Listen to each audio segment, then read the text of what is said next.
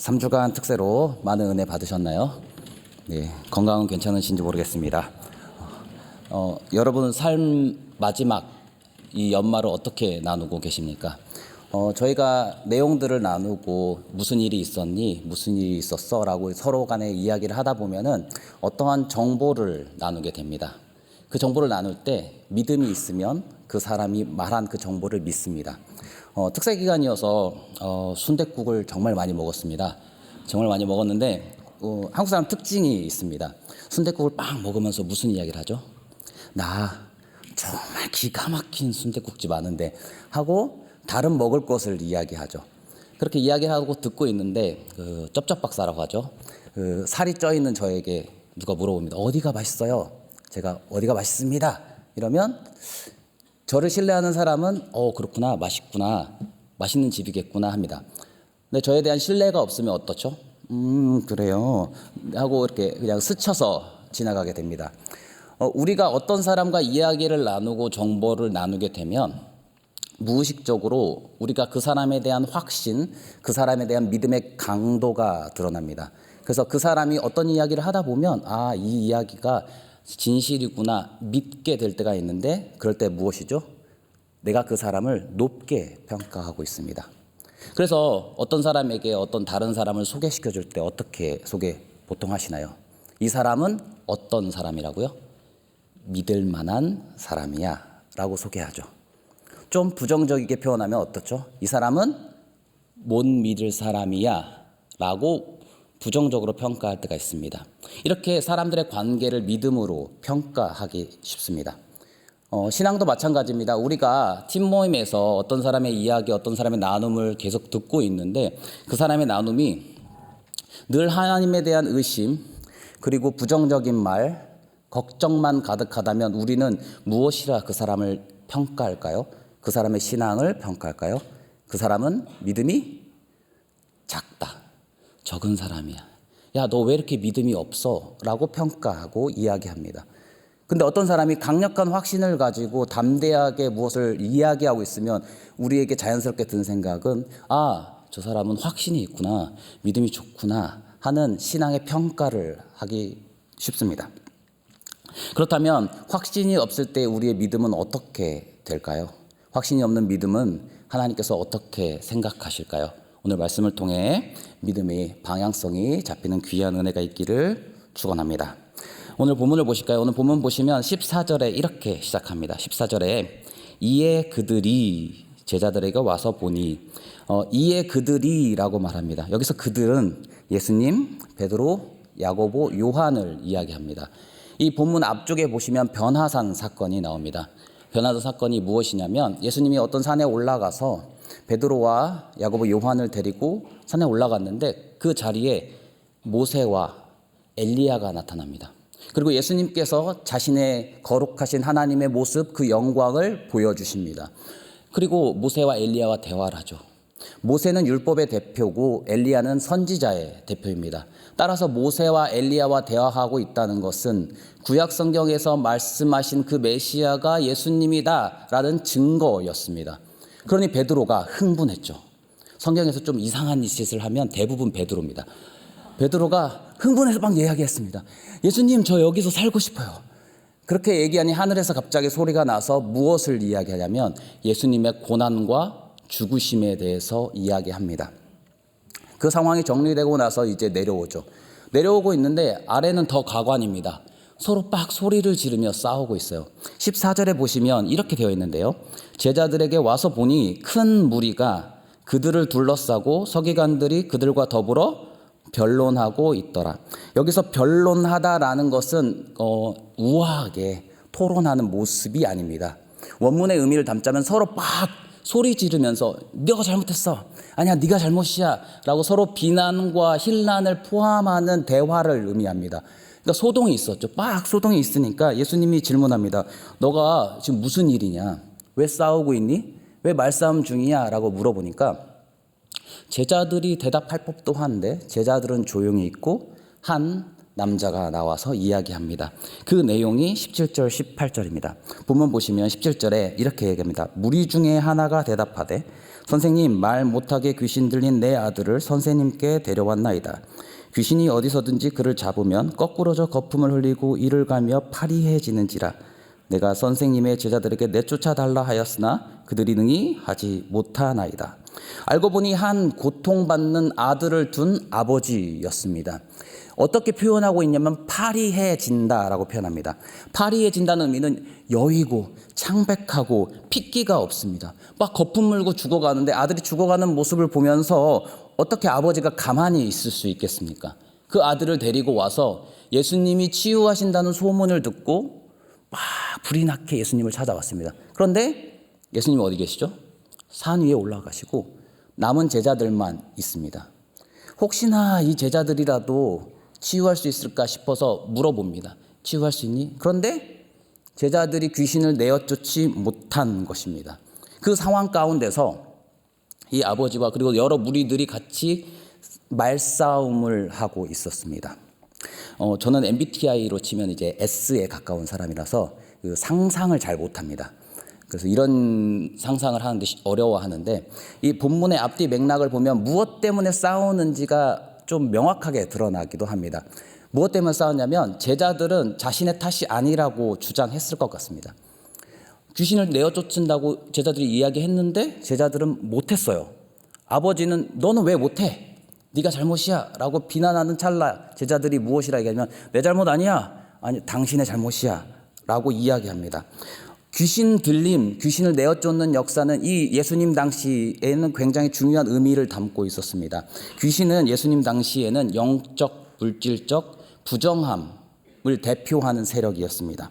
에녹서나 유빌리서라는 외경에 보면은 귀신들은 부정한 삶, 거룩하지 않는 삶을 사는 존재들이었고 또한 하나님께 대항하여 영적 전쟁을 벌이는 대상이었습니다. 그래서 귀신 들린 자들의 특징이 무엇이냐면 마가복음 5장에서도 걸어서 귀신 들린 자가 어디에 머물고 있냐면 무덤에 머물고 있습니다. 부정한 곳에 머물러서 하나님 백성과 교제할 수 없게 만드는 존재. 귀신 들리면 하나님 백성에서 끊어져 버리게 되는 그러한 관계를 단절시키는 존재가 귀신이었습니다. 그래서 귀신이란 이미지는 유대인에게 하나님을 대항하는 세력이었고 인간을 괴롭히는 존재였고 육체적 고통을 주는 사악한 존재였습니다. 그렇지만 하나님의 통치 아래에 있다는 생각이 있었습니다. 이런 생각들이 종합돼서 귀신을 내어쫓는 행위는 어떠한 행위냐면 하나님의 권세를 입은 자, 바로 메시아, 그분이 오셨다는 증거였습니다. 그러니까 귀신 내어쫓는 상황을 들었을 때 이 아버지는 기쁨으로 찾아갔겠죠. 진정한 구원자가 왔구나 라고 찾아갔는데 제자들은 하지 못합니다. 근데 제자들 입장에선 당황하는 측면이 있었습니다. 왜냐하면 본인들도 당황했어요. 귀신 내어 쫓을 줄 알았거든요.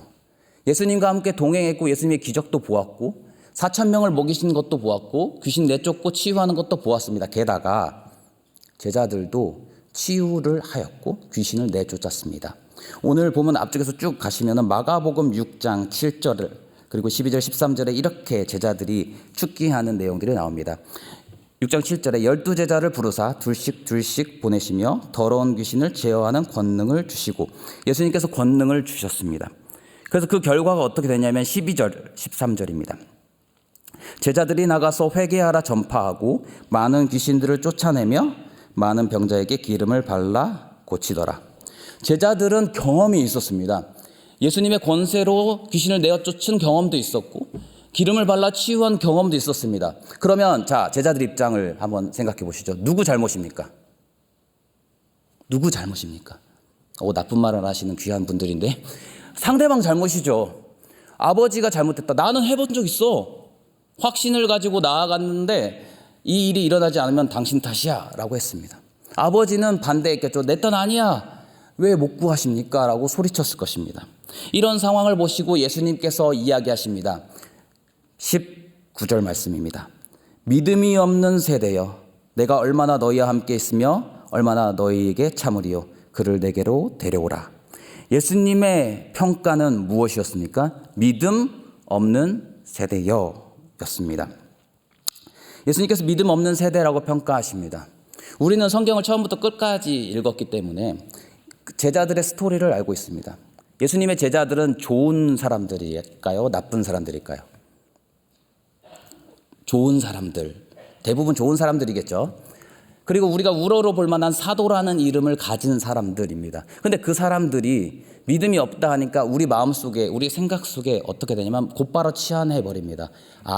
이 표현은 이 당시 제자들이 믿음이 부족했구나, 확신이 없었구나, 믿음이 적었구나 라고 평가합니다. 왜냐하면 이 제자들은 예수님과 교제하던 사람들이잖아요. 근데 어떻게 예수님을 안 믿을 수 있겠어요?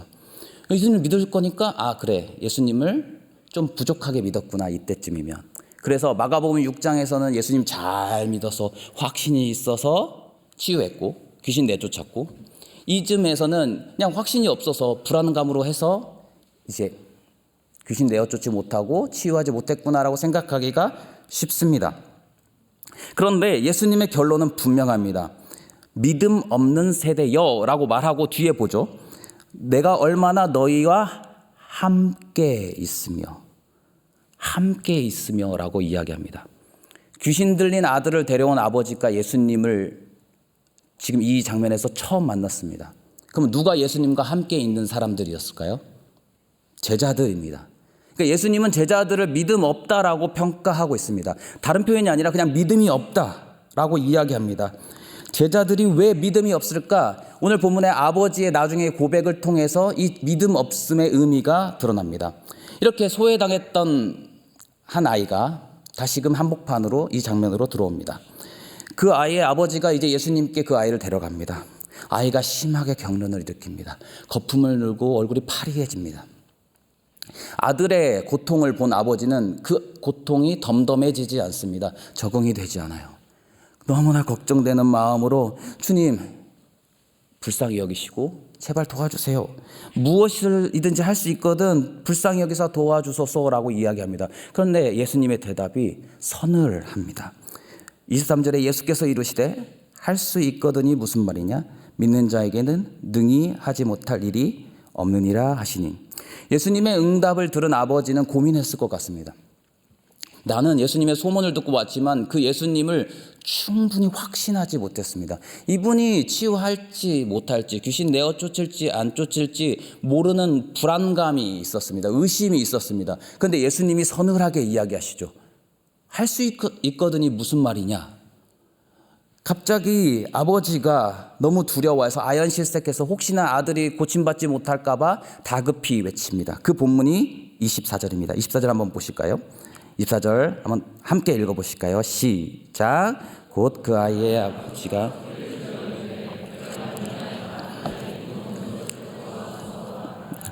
아버지의 외침은 신앙의 고백과 불신의 고백이 함께 들어있습니다. 무엇이라 시작하죠? 소리질러 이르되 내가 믿나이다. 현재형으로 썼거든요. 내가 지금 믿고 있습니다. 주님, 내가 믿고 있어요 라고 이야기하면서 나의 무엇을 용서해 달라고 이야기하죠? 나의 믿음 없는 것. 이렇게 역설적일 수 있을까요? 주님, 내가 믿는다고 이야기하면서 내가 믿음이 없습니다라고 똑같이 고백합니다. 그리고 도와주소서라고 사용한 원래의 단어는 군사적 용어입니다. 군사적 용어로서 포위를 당하거나 전멸의 위기에 닥쳤을 때에 빨리 지원군을 보내주세요라고 할 때 사용하는 헬라어 단어가 이 도와주소서였습니다. 그러니까 내가 죽게 생겼는데 주님, 나 믿는데 믿음 없습니다. 도와주세요. 이상하죠. 계속 이야기합니다. 제발 믿는데 믿음 없으니까 도와주세요라고 이야기합니다. 그런데 그때에 예수님이 이 의심 가득한 믿음의 고백을 듣고 치유하십니다. 귀신에게 명령하셔서 나가라 라고 말씀하시는데 귀신이 잠시 또 거짓을 보여줍니다. 마치 이 아이가 죽은 것처럼 보입니다. 그런데 예수님이 손잡아 일으키시고 죽은 자를 일으키시는 예수님의 능력처럼 보이게 하사 이 아이를 다시금 살려내십니다. 그래서 이 아이를 구원하시죠.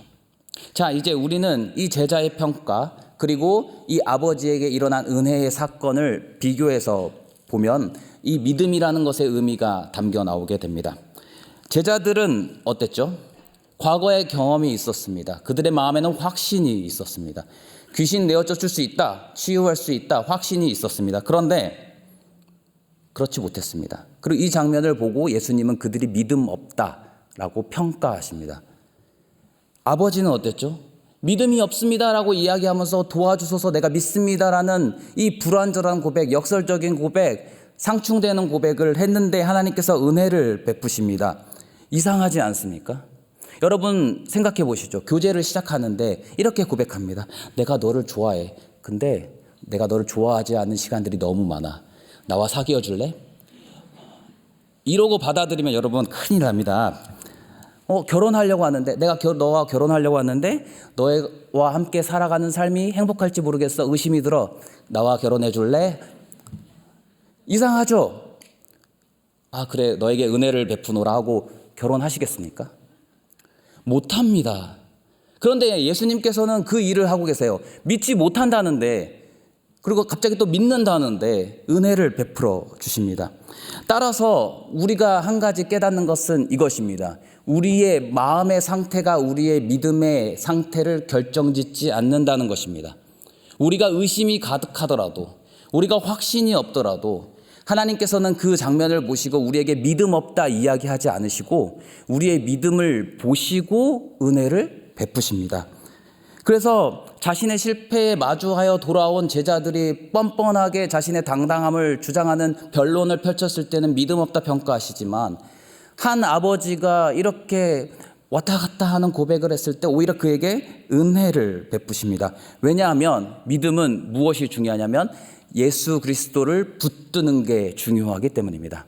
믿음은 대상이 중요합니다. 우리가 믿는다라고 고백할 때 나는 누구를 믿는다라고 고백하죠. 그러다 보니 나에게 초점이 있으니까 내 마음에 확신이 없으면은 예수님을 믿고 하나님을 믿는 그 나의 믿음이 약하다고 생각합니다. 구원 받았니? 라는 질문에 생각해보니까 안 받은 것도 같고 받은 것도 같고 그런 마음에 확신이 없을 때 어떻게 하죠? 내 믿음이 없나? 약한가? 하고 걱정에 빠지기 쉽습니다. 그런데 본문의 믿음은 담대한 확신이 아니라 오히려 주저하는 붙듦에 있다고 이야기합니다. 매년 연말이 되면은 여러 진장님들이 고민하는 과정이 있습니다. 무엇이냐면 간사들을 콜링하는 것입니다. 간사들에게 저도 매년 이렇게 간사할래, 간사해도 되겠니, 꼭 해줄래 이렇게 얘기하면서 콜링하는데 여러 대답들이 있습니다. 그런데 독특한 점은 하겠다고 한 친구나 하지 않겠다고 한 친구들 모두 무엇을 이야기하냐면 진장님 저는 확신이 없어요. 제가 잘할 확신이 없어요. 제가 할 만한 사람인가요? 이렇게 저에게 물어봅니다. 어차피 연말이고 저도 다 세웠습니다. 관계 물을 일 없어요. 그래서 비밀 하나 알려드릴까요? 진장님들도 그리 확신 가지고 여러분들을 콜링하는 거 아닙니다. 네, 사랑합니다 2006진. 흔한 기준으로 팀을 활발하게 만들고 팀을 세우고 믿음으로 단단하게 만들 것, 그렇게 멋지고 유능한 간사라고 불릴 만한 사람이라고 그런 확신을 가지고 그런 마음을 가지고 간사를 하겠냐고 부르지 않습니다. 늘 불안하고 늘 걱정되는 마음으로 그래 너 하겠니? 이렇게 보통 이야기하죠. 그런데 똑같이 저도 목사로서 저를 돌아보면 늘상 고민입니다. 제 행동, 제 생각, 제 말들은 제가 더 잘 알잖아요. 못할 것 같은데 설교에서 이렇게 여러분께 말씀드리는 게 부족한 사람인데 과연 가능할까? 확신이 없습니다. 그런데 이런 확신을 가지고 섬김을 제안하는 거 아닙니다. 제가 보는 시선은 아마 진장님들 모두 그럴 텐데 몇 년 동안 여러분들을 지켜보면서 여러분들을 통해 역사하시는 하나님을 보는 것입니다. 그 하나님을 믿는 믿음으로 선택하고 부르고 섬겨달라고 부탁하는 것입니다. 그래서 보니까 저 친구와 하나님이 동행하시는구나. 그래서 큰 불안과 큰 믿음을 가지고 섬겨줄래? 라고 물어보는 거죠. 제자들이 치유하지 못했던 이유는 명확했습니다. 믿음 없는 세대의 특징 중에 하나는 하나님을 바라보지 않는 것입니다. 제자들은 이 귀신 들린 이 아들, 작은 아이가 고통받고 있는데 그 고통받는 장면에서 눈을 기울이지 않았습니다. 그저 변론하기 바빴습니다. 자신의 당당함을 주장하기 바빴습니다. 자신의 확신을 증명하기 바빴습니다. 변론하였던 거죠. 그런데 이 아이는 어땠죠? 극단적으로 고통스러웠습니다. 거품 물고 이를 갈고 몸이 마릅니다. 고대 세계에서 치유가 불가능한 상태로 간주되고 있는데 이 사람을 쳐다보지 않습니다. 왜냐고요? 믿음 없는 세대의 특징은 예수님을 바라보지 않으니까 예수님의 시선이 어느 쪽으로 가는지 보지 못합니다. 믿음 있는 세대의 특징은 무엇이냐면 믿음이 있으면 예수님을 붙들고 있으니까 예수님의 시선이 어느 쪽으로 방향이 가면 그 방향 쪽으로 내 시선이 가게 됩니다. 그래서 유명한 찬양이 있지 않아요? 아버지 당신의 마음이 있는 곳에 누구의 마음이 있기를 원한다고요? 나의 마음이 있기를 원한다고요. 제자들은 고통받는 그 아이를 예수님이 바라보는데 예수님을 쳐다보지 못했습니다. 그 시선에서 멀어졌어요. 그러니 제자들은 누구만 바라봤던 거죠? 나만 바라봤습니다. 나의 당당함을 주장하기 바빴습니다. 나를 바라보니까 그것은 무엇이냐면 믿음 없는 행위였습니다. 믿음은 신뢰의 방향이지 마음의 정도, 확신 이런 것을 이야기하는 것이 아닙니다. 믿음은 하나님을 붙들고 하나님을 바라보는 것입니다. 여러분의 지금 마음의 상태가 의심 가득하더라도 하나님 붙들고 놓아주지 않으면 그것 자체가 믿음입니다. 확신이 나쁜 것이 아니라 그 확신의 방향이 중요하다는 의미입니다. 여러분의 마음이 확고하다면 그 방향은 어느 쪽이어야 하냐면 나 자신의 자랑이 아니라 세상을 향한 바람이 아니라 누구를 바라봐야 되죠? 하나님을 붙들어야 됩니다. 그게 믿음입니다. 그런 의미에서 기도가 하나님의 능력이 나오는 통로라고 이야기합니다. 오늘 이야기가 이렇게 마감이 되죠. 마가복음 오늘 읽었던 9장 28절 29절입니다. 집에 들어가심에 제자들이 조용히 묻자오되 우리는 어찌하여 능히 그 귀신을 쫓아내지 못하였나이까. 이르시되 기도 외에는 다른 것으로 이런 종류가 나갈 수 없느니라 하시더라. 제자들도 참 제자들답습니다. 이때까지도 변하지 못해요. 부끄러워서, 속된 말로 쪽팔려서, 공개적인 장소에서 물어보지도 못하고 예수님과 슬쩍 빠진 그 조용한 장소에서 조용히 묻습니다. 예수님, 왜 저희는 못 쫓아냈습니까? 아직까지도 자신의 마음의 확신을 해결하지 못해서 그냥 궁금한 거죠. 기도는 무엇입니까? 기도는 우리의 연약함을 깨닫는 장소입니다. 기도는 하나님께 우리의 연약함을 내어드리는 장소입니다. 기도를 할 때 보통 우리는 어떤 기도 제목을 가지고 계신가요? 우리가 해결하지 못하는 걸 하나님께 기도드리죠, 보통. 해결할 수 있으면 기도하지 않습니다. 그런데 여러분 어느 순간에 다다르면 모든 것이 하나님께서 주관하시고 은혜라는 게 느껴지는데 우리가 기도할 때, 금요철 할 때 지금 시간에 간절하게 기도합니다. 주님, 저 숨쉬게 해주세요. 이런 기도 해보신 적 없으시죠? 왜냐하면 우리에게 숨 쉬는 거는 너무 당연한 일입니다. 그런데 제가 이제 병에 걸리신 분하고 이야기한 적이 있는데 폐병이 들으니까 숨 쉬기가 어려운 거예요. 그분 소원이 뭔지 아세요? 숨 한 번 아프지 않고 쉬는 겁니다. 그래서 간절히 기도해요. 우리 마음속에 이 숨조차 하나님의 힘으로 되지 않는다는 순간에 다다라서야 믿음의 본질을 깨닫는 거죠. 아, 모든 것이 하나님께 의지해야 되는구나. 그리고 지금 나의 모든 것이 하나님의 은혜구나 라는 것을 깨닫게 됩니다. 저의 어린 시절 얘기를 잠깐 하면 제가 귀티나는 얼굴과 다르게 어린 시절 힘든 시간을 보냈습니다. 가정이 굉장히 어려워서 제가 중학교 때에 도시락을 싸오는 중학교였는데 도시락을 쌀 돈이 없었습니다. 걸어가서 이제 버스 탈 돈도 없어서 걸어가 다녔는데 걸어가서 이제 밥을 먹을 때가 되니까 자존심이 상하잖아요. 남자인데 자존심이 상해서 친구들한테 야, 나 밖에 나가서 맛있는 거 사 먹고 들어올 거야 라고 이야기하면서 밖에 나가서 눈에 띄지 않는 곳, 들키면 또 쪽팔리니까 눈에 띄지 않는 곳에 가고 화장실에 들어가서 점심시간 내내 부여잡고 버티는 시간이 있었습니다. 그런 시간들이 이제 쭉 지나와서 지금에 이르렀죠. 그렇게 시간이 지나다 보니까 저에게 어떤 특징들이 생겨났는데 그 중에 하나가 제가 간증을 굉장히 어려워했습니다. 듣는 걸 힘들어했어요. 왜냐하면 지금 저에게는 제가 어려운 시기를 그냥 굳건하게 버티는 게 신앙의 본질이라고 생각을 했는데 그 어려운 시기를 지내서 잘 나간다는 이야기를 들으니까 솔직히 말씀드리죠. 자기 자랑 갖고 꼴보기 싫었습니다. 솔직한 말씀이에요. 꼴보기가 싫었어요. 그래서 듣다가 막 아니야 막 이러면서 이제 혼잣말 중얼중얼 대면서 듣지 않았죠. 그러고 시간이 지나서 다행히 또 하나님께서 은혜를 주셔서 뭐 장학금도 받고 또 시간이 되어서 또 유학도 가게 되고 지금에 이르러서 돌이켜 보니까 참 하나님께서 은혜를 많이 베풀어 주셨구나라는 것을 깨닫게 되었습니다. 제가 처음 해외로 비행기를 탔을 때가 32살이었습니다. 처음 비행기를 타봤어요. 그때 친구들이 막 놀렸습니다. 신발 벗고 들어가는 거야. 옷 사가야 돼. 뭐 이런 이야기 하면서 놀렸죠. 그런데 유학생활도 마치고 또 이렇게 교회에서 부임해서 또 청년들과 이야기를 하면서 돌이켜 보니까 모든 것이 하나님의 은혜구나라는 것을 깨닫자 저의 마음이 바뀌었습니다. 간증하는 사람들이 그 간증을 통해서 자기 자랑 물론 하시는 분도 있겠죠. 그런데 본질은 무엇이냐면 무엇을 보라는 거죠. 여러분이 지금 어려운 상황 가운데 있으세요. 고난 가운데 있으세요. 그러면 누구를 바라보라는 거죠? 나도 역사하시는 하나님을 바라보라고 이야기하는 것입니다. 지금 잘났다는 게 아니라 내가 누리고 있는 이 부요함이 하나님께로부터 나온다는 그 믿음의 고백이 담겨져 있습니다. 그래서 제가 부족했습니다. 제가 어렸습니다. 우리의 그 널리고 널린 고백들, 옆에 사람들이 잘 되는 그 모든 이야기들이 남의 이야기 자랑거리가 아니라 무엇이죠? 바로 나에게 주시는 하나님의 권면이며 고백이며 격려였습니다. 너도 나를 붙들렴. 너도 나를 바라보렴. 그러면 내가 너를 인도할 거야 라는 하나님의 음성이었습니다.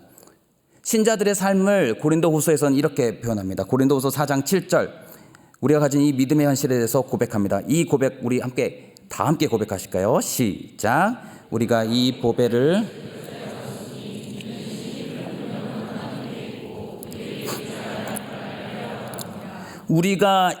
보배를 질그릇에 가졌으니 신자의 불완전함, 깨어짐, 연약함은 어쩌면 본질일지 모릅니다. 우리는 질그릇 같습니다. 팍 하고 내리치면 그냥 빠스라져 버릴 질그릇 같은데 그것을 담고 있는 게 무엇이죠? 보배를 담고 있습니다. 믿음을 담고 있습니다. 하나님의 사랑이 우리 안에 담겨져 있습니다. 그러니 우리 안에 그 질그릇 같은 우리 안에 그 보배가 담겨져 있으니 우리가 당당하게 이야기할 수 있습니다. 우리는 어떤 사람이라고요?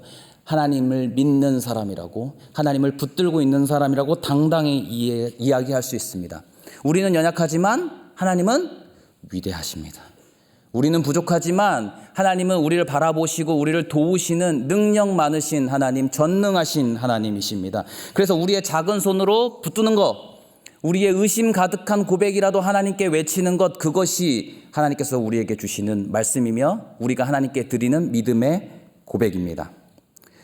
오늘 성경의 본문에서는 계속해서 이야기합니다. 여러분의 마음의 감정의 확신, 그것보다 더 중요한 것은 무엇이라고요?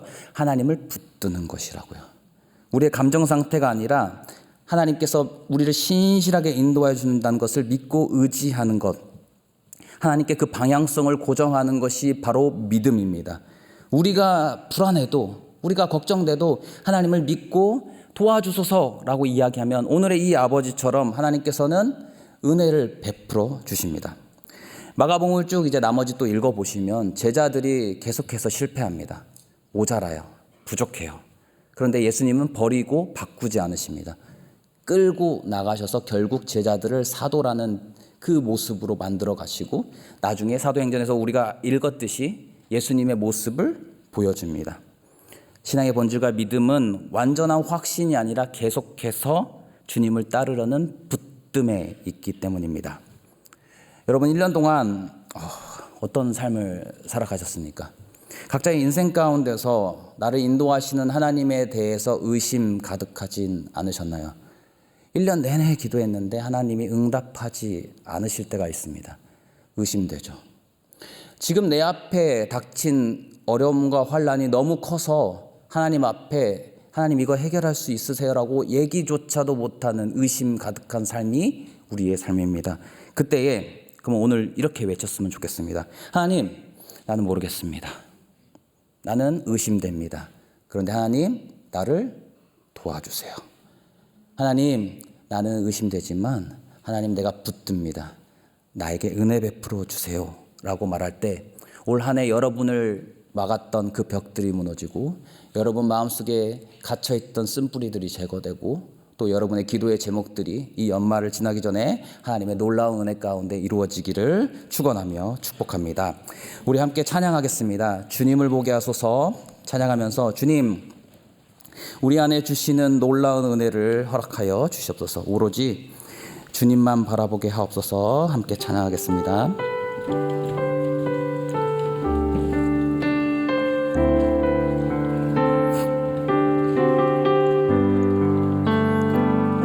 나의 주님께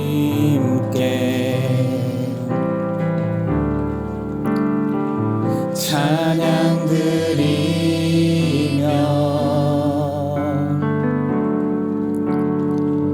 그 크신 사랑 주 임재 감사해. 어둠 속에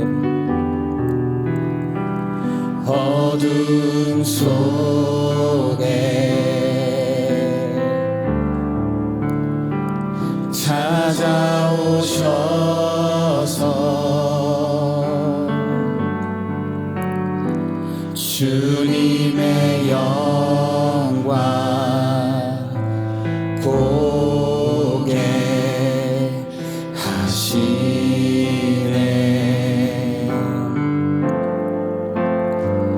의심하는 나를 손 내밀어 잡아주시네. 두려운 맘 내려놓고 주 바라봅니다.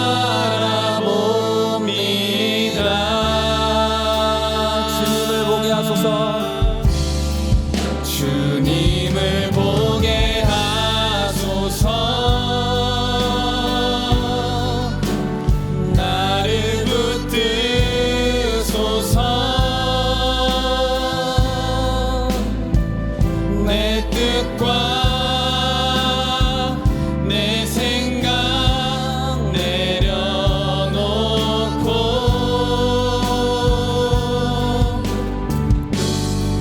주님 앞에 나 엎드려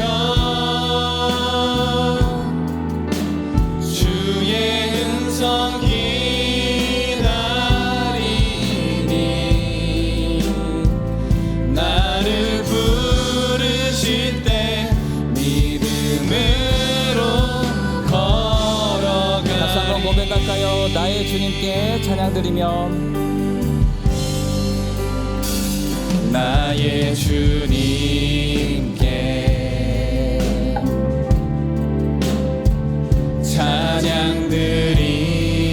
찬양드리며 그 크신 사랑 주 임재 감사해. 어둠 속에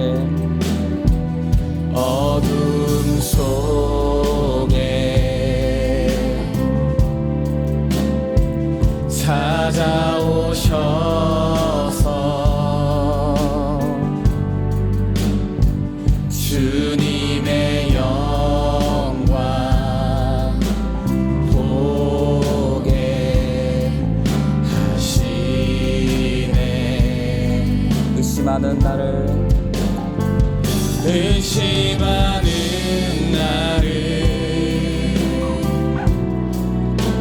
손 내밀어 잡아주시네. 두려운 맘 내려놓고 주 바라봅니다. 주님을 보게 하시옵소서. 주님을 보게 하소서.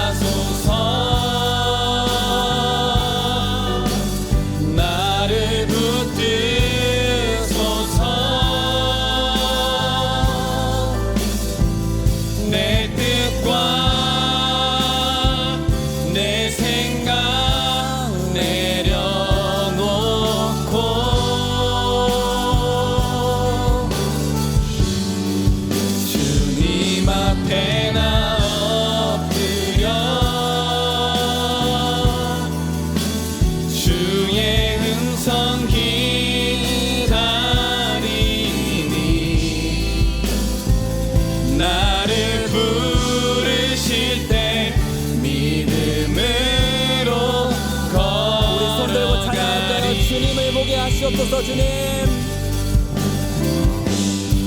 주님을 보게 하소서. 나를 붙드소서.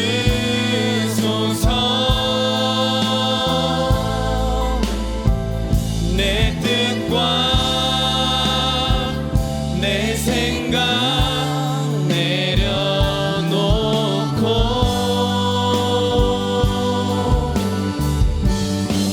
주님 앞에 나 엎드려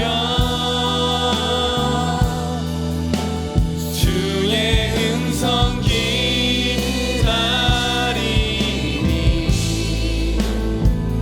나를 부르실 때 믿음으로 목소리만 고백하겠습니다. 주님을 보게 하시옵소서. 주님을 보게 하소서. 나를 붙드소서. 내 뜻과 내 생각 내려놓고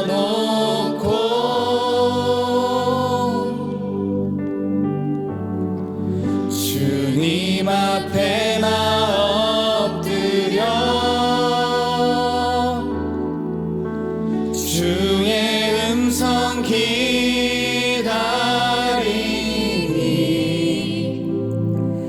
나를 부르실 때 믿음으로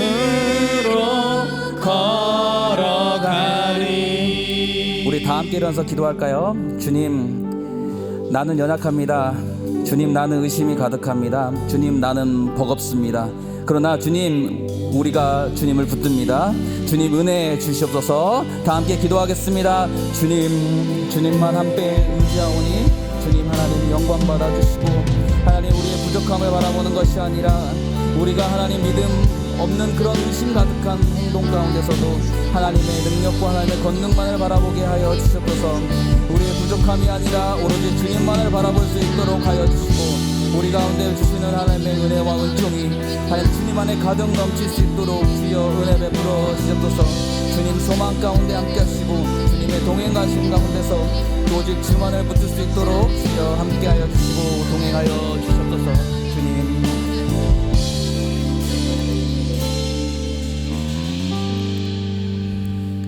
주 예수 그리스도의 은혜와 하나님의 사랑과 성령의 교통하심이 오늘 머리 숙여 하나님만을 붙들고 바라보는 우리 모든 삼일교회 성도들 한 명 한 명 머리 위에 이제로부터 영원까지 함께 있을지어다. 아멘.